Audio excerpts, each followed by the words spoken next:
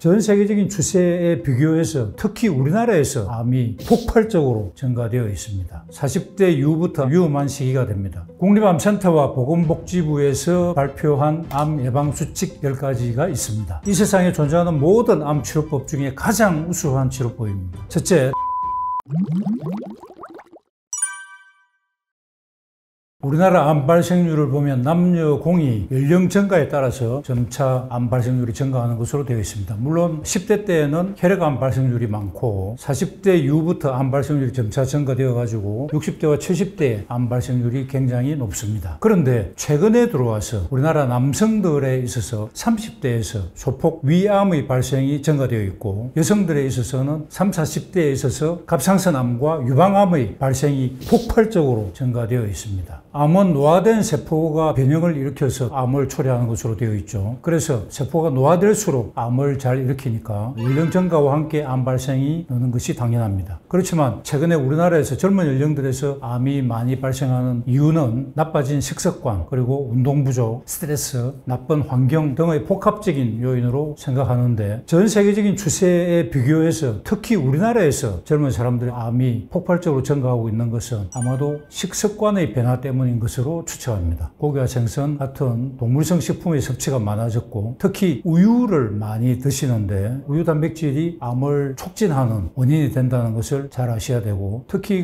우리 청소년기나 젊은 사람들이 유제품, 치즈, 요거트 이런 걸 굉장히 좋아하시죠. 이런 것들이 암을 촉진하는 것으로 생각하고 조심하셔야 되겠습니다. 항암 치료가 힘든 이유는 항암 치료를 겪게 되는 부작용이 다양하기 때문이죠. 가장 많이 겪게 되는 증상으로는 구토, 피로, 무기력, 그리고 구내염, 탈모, 설사와 변비도 자주 겪는 부작용입니다. 그리고 항암 주사를 맞고 일주에서 2주 사이에 면역이 많이 떨어집니다. 우리가 조금 전에 얘기했던 구토, 설사, 변비, 피로, 무기력, 구내염 이런 것들 전부 일주 사이에 발생합니다. 그러니까 항암 받고 일주 동안 굉장히 힘들죠. 일주가 지나면서 이 모든 불편 증상들이 싹 사라지지만 오히려 일주에서 2주 요 사이에 면역이 떨어지게 됩니다. 면역이 떨어지면 면역이라는 말은 백혈구입니다. 백혈구가 떨어지니까 우리 공기 중에 우리가 먹는 음식이나 마시는 물 이런 데 들어있는 여러 가지 세균들을 이길 수 없는 상태가 되어서 감염에 취약하게 되죠. 그래서 굉장히 위험한 시기가 됩니다. 그래서 혈액 검사를 해보고 백혈구가 떨어져 있으면 백혈구를 자극하는 골수 자극 주사를 맞아서 백혈구를 당장 올려야 되는 필요성이 있고 적혈구나 혈소판도 떨어질 수 있는데 그런 것들은 수혈을 통해서만 치료가 될 수 있고 흔히 생기는 부작용은 아니기 때문에 크게 신경 안 쓰셔도 되겠습니다. 세계보건기구에서 발표한 암의 원인을 보면 유전적인 요인이 5에서 10% 정도이고 90에서 95% 정도는 환경적인 요인이라고 했습니다. 그 중에서도 1위는 잘못된 먹거리로 30에서 35%로 1위이고 2위는 흡연으로 25에서 30%이고 3위 감염은 15에서 20%, 비만이 10에서 20%라고 얘기했습니다. 그렇지만 우리가 임상적으로 보면 스트레스, 마음의 문제가 가장 큰 것으로 생각됩니다. 그런데 왜 WHO에서는 얘기를 하지 않았느냐 하면은 마음과 암과의 인과관계를 실험으로서 입증하기가 굉장히 어렵죠. 그래서 거기에 관한 논문이 거의 없습니다. 그렇다 보니까 객관성, 공신력이 있어야 되는 세계보건기구에서는 스트레스에 대해서는 다루지 않았지만 우리 임상의가 볼 때는 1위가 스트레스이고 2위가 먹거리, 3위가 흡연, 감염, 비만 순서로 생각합니다. 스트레스를 겪게 되면 우리 몸에는 많은 변화가 생깁니다. 스트레스 호르몬 콜티솔이라고 들어보셨죠? 이 콜티솔은 우리 몸에 굉장히 큰 영향을 미치는데 가장 심각한 것이 면역 시스템을 교란시키고 우리 신진대사를 흔들어 놓습니다. 그리고 활성산소를 많이 만들어서 암을 초래하게 되는 것입니다. 암의 발생을 막기 위해서 노력해야 할 발암 요인들은 첫째는 스트레스 관리입니다. 그 다음으로는 먹거리인데 고기나 생선, 우유의 섭취를 줄이고 패스트푸드,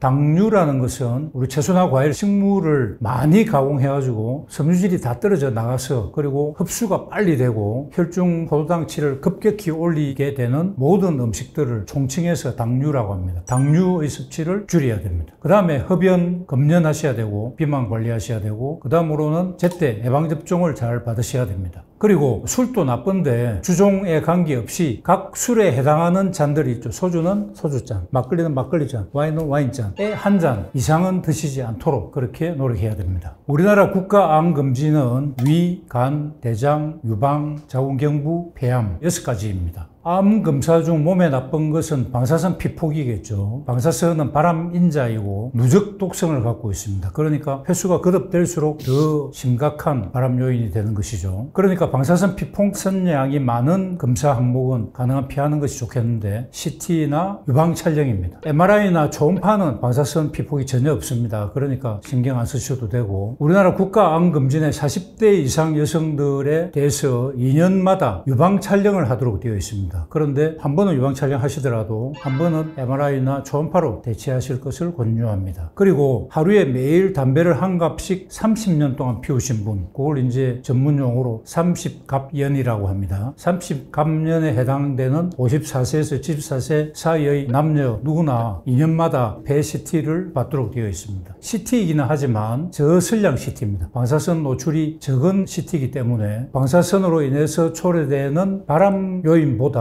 폐암을 빨리 진단해서 치료하는 그 이점이 훨씬 크기 때문에 2년마다 저선량 CT는 꼭 받으시길 권유합니다.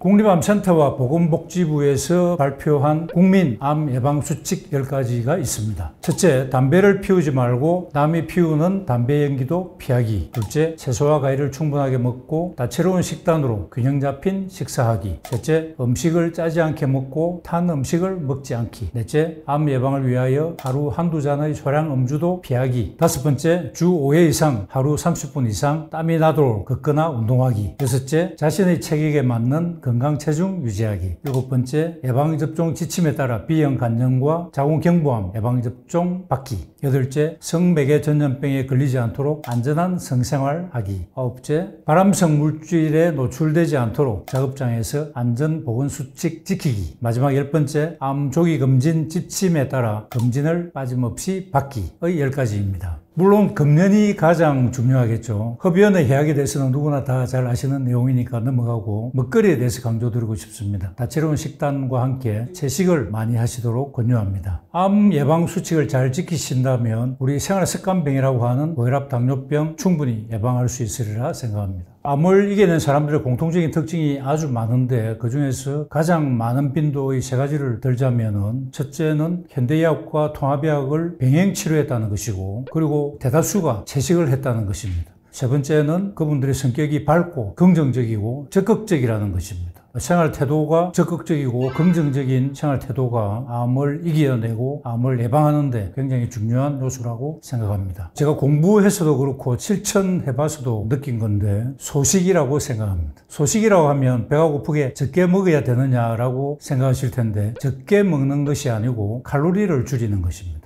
늘 드시던 칼로리 양의 40%를 줄인다면 건강과 장수가 따라옵니다. 이 소식 이론은 한국의 유병팔 박사께서 처음 주장하셔서 그 이후에 수많은 과학자들이 논문을 써가지고 이미 발표된 논문이 35,000편이 넘을 정도로, 이것은 이제 소식은 거의 정설로 받아들여지고 있는데, 유병팔 박사님은 현재 미국에 살고 계신데 이 소식 이론 발표로 인해서 노벨상 후보로 올랐던 자랑스러운 한국인 중에 한 분이십니다. 늘 드시던 하루 섭취 칼로리를 40%를 줄이려면 굉장히 계산이 복잡하죠. 그래서 간단한 방법이 하루 3끼 중에 1끼를 줄이는 것입니다. 그러면 33%가 줄게 되고, 그리고 간식을 조금 더 줄이면 40%가 됩니다. 그렇다면 3끼 중에 어느 끼를 안 먹을 것인가가 문제죠. 이때 적용되는 것이 간헐적 단식 이론입니다. 간헐적 단식 여러분 잘 아시죠? 그래서 공복 시간을 최대한 길게 늘리자라는 것입니다. 그러니까 하루 중에 만일에 점심 식사를 뺀다면 아침 식사와 저녁 식사 사이의 공복 시간이 얼마 되지 않죠. 그런데 아침을 굶든지 저녁을 굶게 되면 거의 공복 시간이 16시간에서 18시간 정도 공복이 지속됩니다. 그러니까 간헐적 단식이 매일 이루어지게 되는 것이죠. 그러니까 소식과 간헐적 단식을 동시에 할 수 있는 방법이 아침이나 저녁 식사를 거르자. 이것이 가장 간단하면서도 확실한 건강유지법이라고 말씀드릴 수 있겠습니다.